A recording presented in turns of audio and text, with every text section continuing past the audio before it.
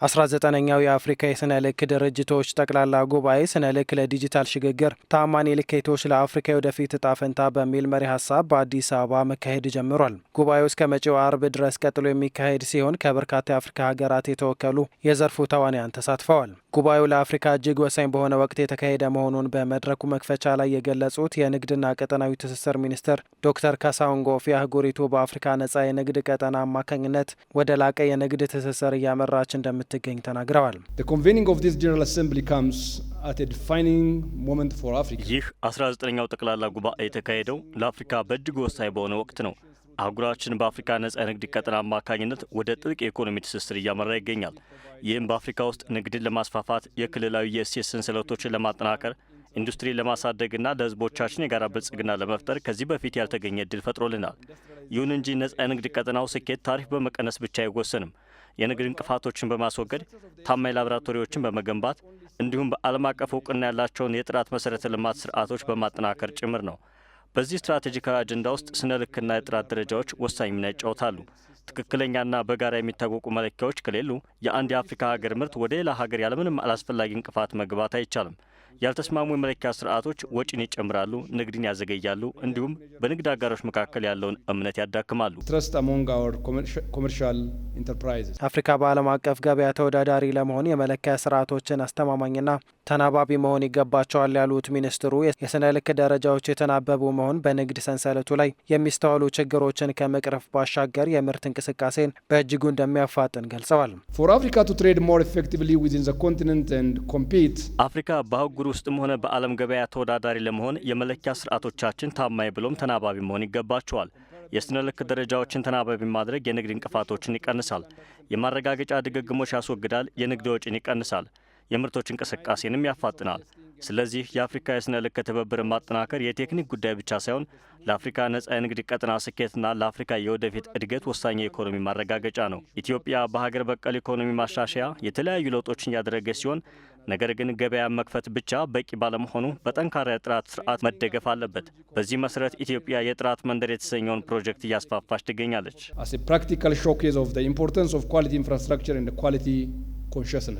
የስነ ልክ ትብብርን ማጠናከር የአፍሪካ ነጻ የንግድ ቀጠና ስኬትና ለአፍሪካ የወደፊት እጣ ፈንታ ወሳኝ መሆኑን በመግለጽ ኢትዮጵያ የጥራት መንደርን ከመገንባት አንስቶ በዘርፉ የተለያዩ ማሻሻያዎችን እያደረገች እንደምትገኝ አስረድተዋል። በዓለም አቀፍ ገበያ የሚቀርቡ ምርቶች ደረጃቸውን የጠበቁና ተወዳዳሪ የሆኑ ዘንድ ማሟላት የሚገባቸውን የጥራት ደረጃ የሚመዝነው የስነ ልክ አገልግሎት አፍሪካ የጀመረችውን ቀጠናዊ ነጻ የንግድ ቀጠና ለማጠናከር ከፍተኛ አስተዋጽኦ እንዳለው ተመላክቷል።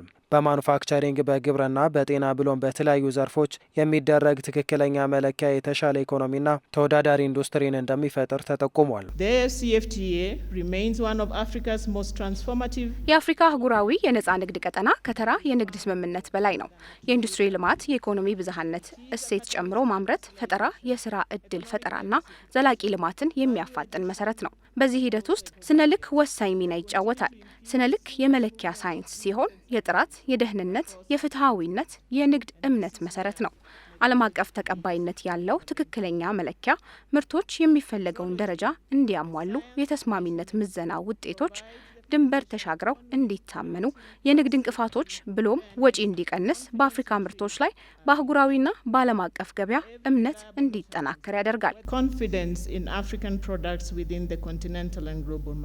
አህጉሪቱ በፈጣን የዲጂታል እድገት ላይ እንደምትገኝ የገለጹት የአፍሪካ የስነ ልክ ድርጅት ሰብሳቢ ዶክተር ሄንሪ ሮቲች የንግድ እንቅስቃሴውም ከመቼውም ጊዜ በበለጠ የተሳሰረ መሆኑን ጠቁመዋል። በቀጣዮቹ ዓመታት ድርጅቱ በአፍሪካ ነጻ የንግድ ቀጠና ውስጥ ተአማኒ የድንበር ተሻጋሪ ንግድ እንዲኖርና የተቀናጁ ዲጂታል መለኪያ ስርዓቶች እንዲኖሩ እንደሚሰራም ተናግረዋል።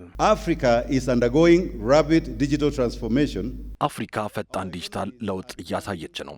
ኢኮኖሚያችን በመረጃ የሚመራ፣ ኢንዱስትሪያችን በአውቶሜሽን የተደገፈ፣ የህዝብ አገልግሎታችን ዲጂታል፣ ንግዳችንም ከመቼውም በበለጠ የተሳሰረ ሆኗል። ነገር ግን ከእያንዳንዱ ዲጂታል ስርዓት ጀርባ አንድ ቀላል እውነት አለ። ዲጂታል ለውጥ የሚጠነክረው በትክክለኛ መለኪያ ብቻ ነው። አፍሪካ በዲጂታል ዘመን ስኬታማ መሆን ከፈለገች የስነ ልክ ኢንዱስትሪን ከመደገፍ ባለፈ የዲጂታል የእምነት ስርዓቶችን የሚያንቀሳቅስ መሆን አለበት። Cross border trade under the African Continental Free Trade Area ስነ ልክ ጥራትን በማረጋገጥ ዙሪያ የሚሰጡ ጥራትን የማረጋገጥ ስራ መሆኑን የገለጹት የኢትዮጵያ የስነ ልክ ኢንስቲትዩት ዋና ዳይሬክተር ዶክተር ሙሉጌታ ኃይሌ በኢትዮጵያ የሚሰጠው የጥራት ማረጋገጫ ሰርተፍኬት በዓለም አቀፍ ደረጃ ተቀባይነት ያለው መሆኑን ገልጸዋል። ስነ ልክ ጥራትን በማረጋገጥ ዙሪያ የሚሰጡ የጥራት ማረጋገጥ ስራዎች፣ የፍተሻ ስራዎች፣ የደረጃ መተግበር ስራዎች፣ የአክሪዲቴሽን ስራዎች ሁሉ ምን ይጠይቃሉ?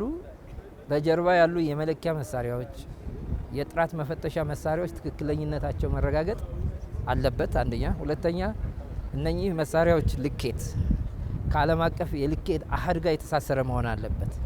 ስለዚህ በስነ ልክ አንዱና ትልቁ የሚሰጠው አገልግሎት ካሊብሬሽን ነው። እኛ የምንሰጠው የካሊብሬሽን ሰርቲፊኬት በሁሉም ተቋማት ከሀገር ውጭም ከሀገር ውስጥም ተቀባይነት አለው ማለት ነው።